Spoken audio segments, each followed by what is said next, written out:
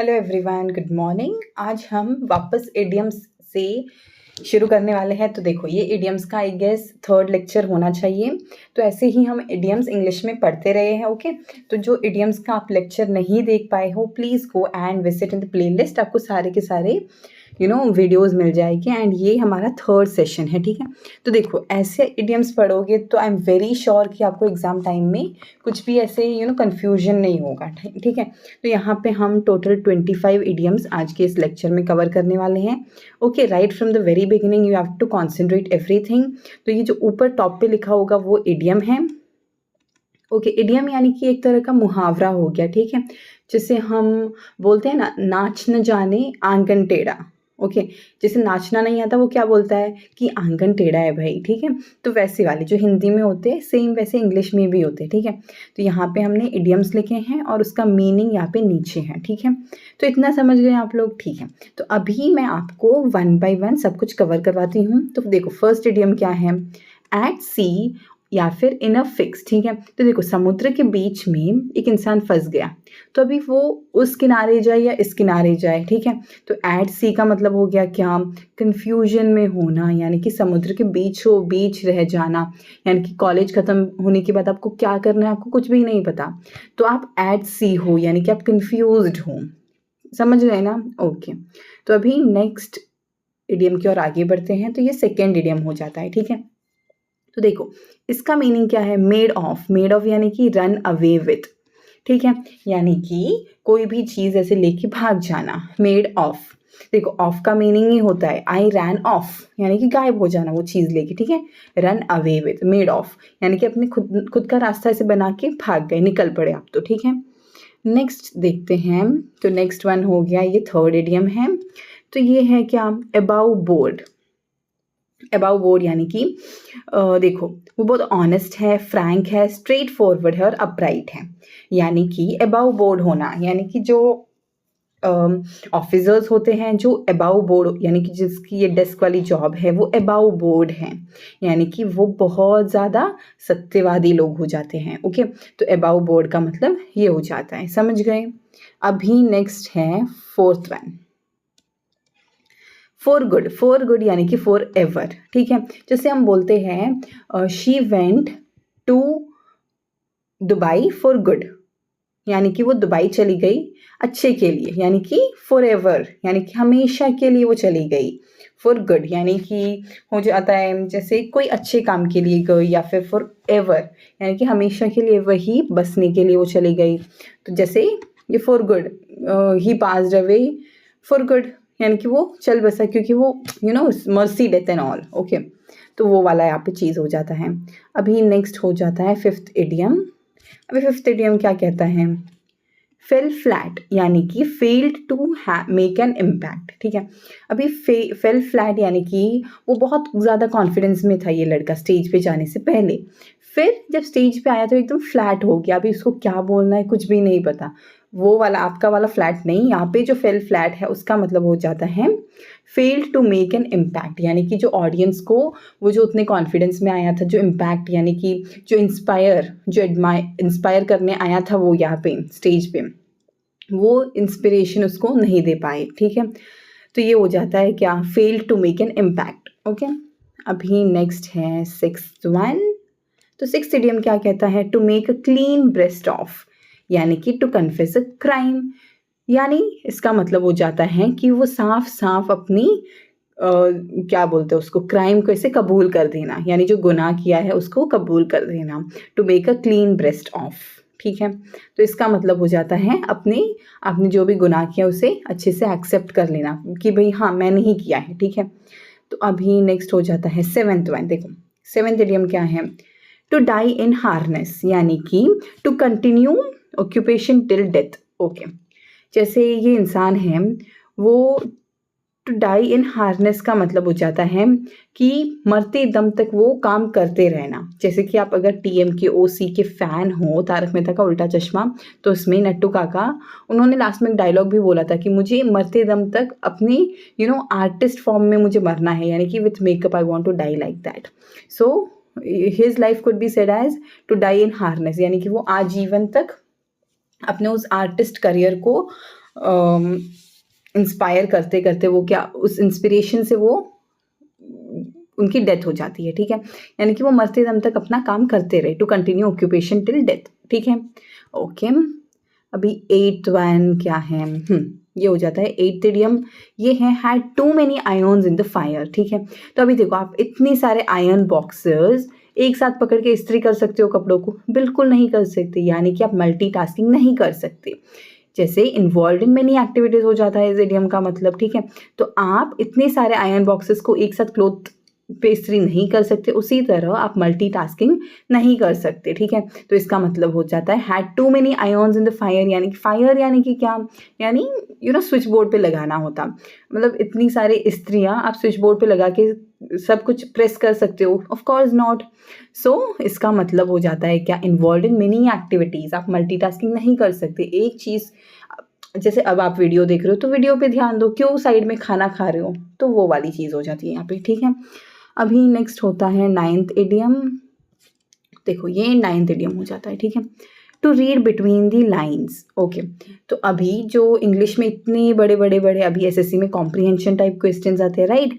तो आपको वो कॉम्प्रीहेंशन के अंदर का, यानी इन डेप्थ जो मीनिंग होता है उस पैराग्राफ का रियल मीनिंग, वो आपको पता चल रहा है कि नहीं, उसका मतलब to read between the lines, if you are able to understand that meaning, तो मैं आपके लिए बोलूँगी क्या, to read between the lines, you are able to read between the lines, यानी कि उसके अंदर का इन्फरेंस आपको मिल रहा है, पर्टिकुलर चीज़ का आपको मतलब समझ में आ रहा है, ठीक है।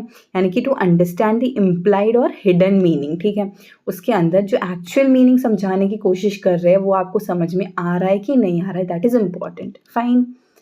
नेक्स्ट है 10th one, so this is the 10th idiom, and albatross around the neck, okay। तो अभी albatross मतलब क्या होता है, ये एक बर्ड है, okay, it's a bird, fine. मैंने ये निमोनिक्स नहीं बनाया, एक्चुअली ये बर्ड ही होता है, ठीक है। तो albatross एक बर्ड होता है, वो एन albatross अराउंड दी नेक, अभी एक बर्ड आपके गले में आके ऐसे चिपक जाएगी तो वो बहुत ज़्यादा इरिटेटिंग नहीं हो जाएगा? तो वही चीज़ है, एन इरिटेटिंग बर्डन, यानी कि बिना मतलब कि आप ऐसे बोझ लेके घूम रहे हो, this bird, just imagine if you are carrying this bird everywhere, तो it's a burden, right.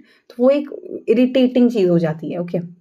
Next है 11th वन, अभी 11th इडियम क्या कहता है, देखो ये 11th इडियम है, कम रेन और शाइन, चाहे बारिश हो या धूप हो, यानी कि वॉट एवर हैपन्स, ये लड़का जॉगिंग करने जाता था रोज़ सुबह 5 बजे, तो वो जाता ही रहेगा, चाहे धूप हो या बारिश हो वो जाएगा।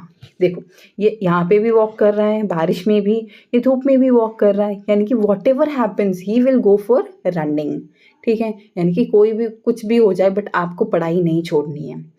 Give multiple attempts, keep studying until you get your target achieved, okay.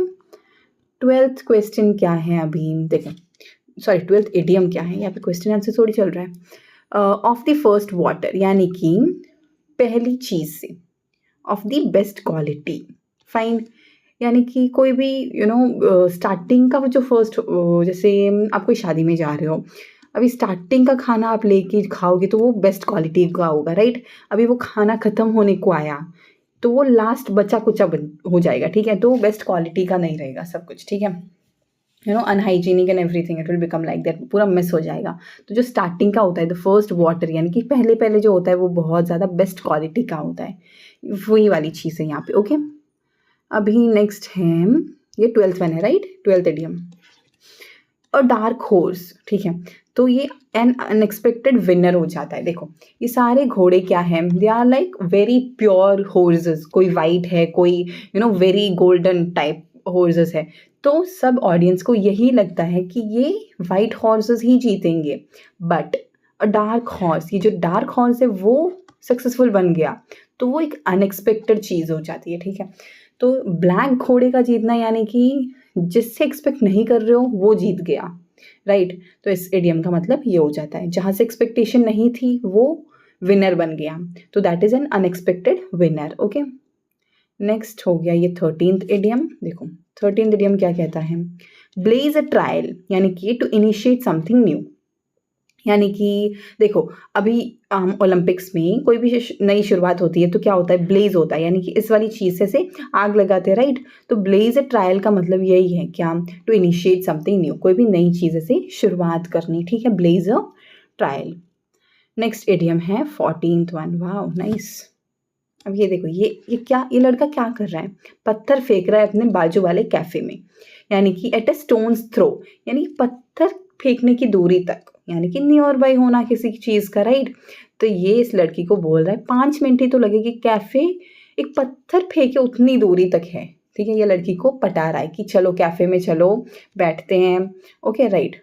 तो ये क्या हो जाता है, एट द स्टोन्स थ्रो, यानी कि कोई भी चीज़ ऐसे नियर बाय हो जाना, ठीक है? पत्थर तो बहुत ज़ोर ऐसे कोई फार अवे प्लेसेस पे आप फेंकोगे नहीं, कोई प्लेस जो नियर बाय है वहीं पे फेंक सकते हो, राइट? तो एट अ स्टोन्स थ्रो का मतलब यही हो जाता है, नियर बाय हो जाता है, फाइन। अभी 15th वन क्या है, अभी देखो 15th वन, आइवरी टावर, यानी कि डे ड्रीमिंग, ठीक है? अभी ये लड़की देखो पढ़ाई कुछ कर नहीं रही है बट फिर भी ड्रीम कर रही है एक पैलेस का, तो वो हो जाता है आइवरी टावर का मीनिंग क्या होता है, डे ड्रीमिंग, फाइन। नेक्स्ट है 16th वन, ये भी एक सिमिलर काइंड ऑफ इडियम हो जाता है, to make castles in air, ठीक है? अभी आप हवा में महल बना सकते हो, बिल्कुल नहीं बना सकते। तो टू मेक इम्पॉसिबल ड्रीम्स और होप्स, यानी कि जो चीज़ें हो ही नहीं सकती उसका आप ड्रीम करोगे तो कैसे चलेगा? So that is the meaning, okay? To make castles in air, यानी कि कोई भी palaces and everything if you are trying to build in air, will it be possible? Of course not, practically possible ही नहीं है, right? तो to make impossible dreams, okay?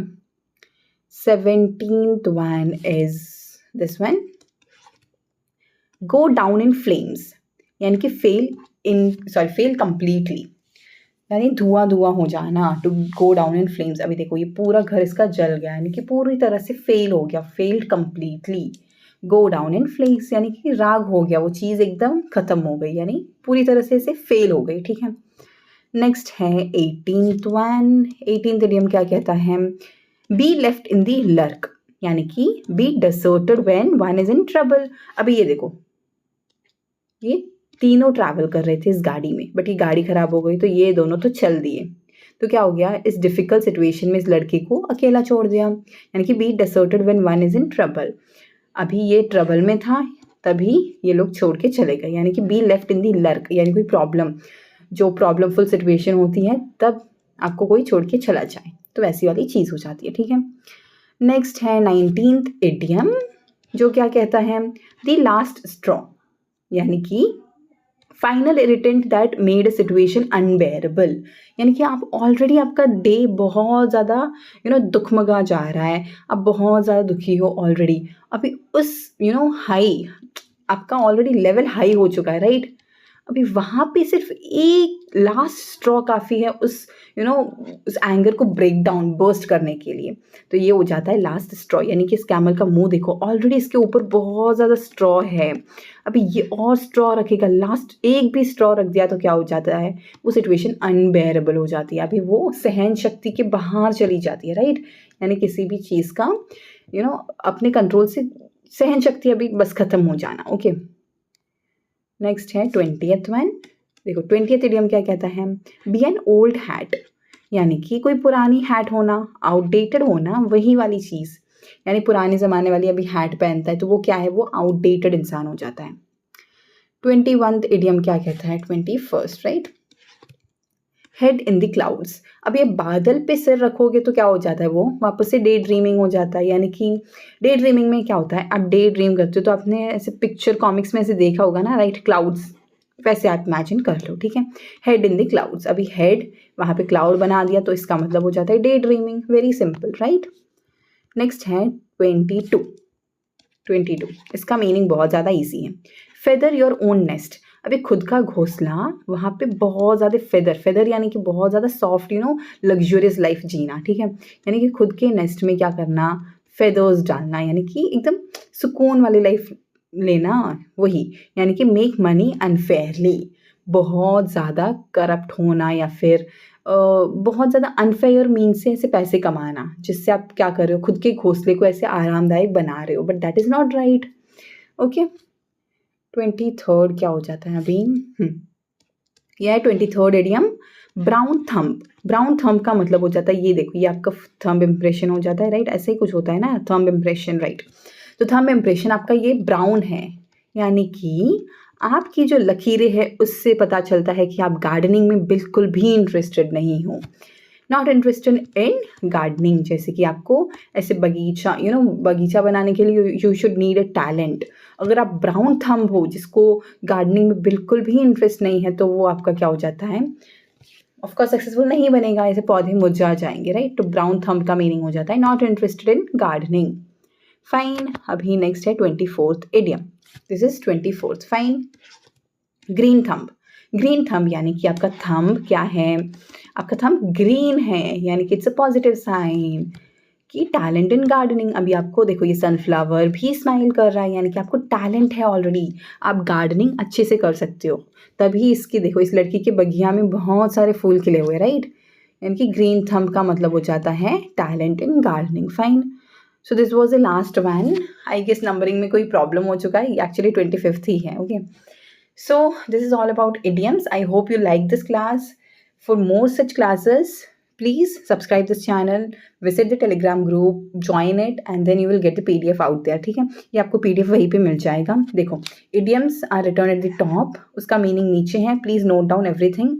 And मैंने exam strategy में आपको ऑलरेडी बोल के रखा है कि कैसे आपको कवर अप करना है पूरा सिलेबस, जैसे कि मैंने हर सब्जेक्ट के लिए हर पर्टिकुलर टॉपिक वाइज मैंने आपको बुक का सेपरेशन ऑलरेडी उस वीडियो में समझा के रखा है। So please go and watch everything like that. If you have any doubt, please feel free to ask in the comment section. And yes, इस PDF का लिंक आपको कॉमेंट में मिल जाएगा, वहाँ से आपको टेलीग्राम में जाना है and then download it and please join that particular channel. Okay, until that keep learning and thank you.